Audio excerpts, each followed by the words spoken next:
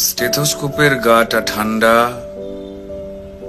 ভাঙা চশমাটা চুপ, হাসি মুখে মেয়েটা ফটোর ফ্রেমে, সামনে জ্বলন্ত ধূপ। ডাক্তারিতে চান্স পাওয়ার খবরে হয়তো সেদিন মেয়েটার বাড়ি জুড়ে ছিল হইচই। রান্নাঘর থেকে খুন্তি হাতে দৌড়ে বেরিয়েছিল মা, চিৎকার করে বলেছিল, ওগো সুখবর আছে, পাড়া প্রতিবেশী সব গেলে কই?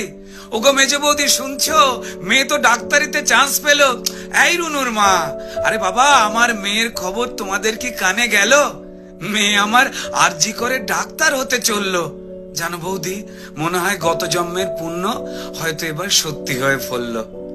আত্মীয় স্বজন হেসে উত্তর দিয়েছিল, ব্যাস আর চিন্তা কি বৌদি, তোমার মেয়ে তো আমাদেরও মেয়ে, অসুখ বিসুখ মানে এবার এ বাড়িতেই ডাক্তার।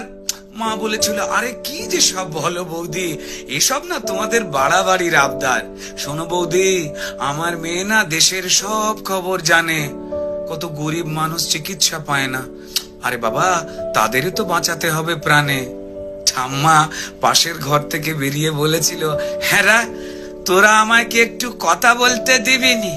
তা বলে গলায় স্টেথোস্কোপ ঝোলার পর আমাদের চিনতে পার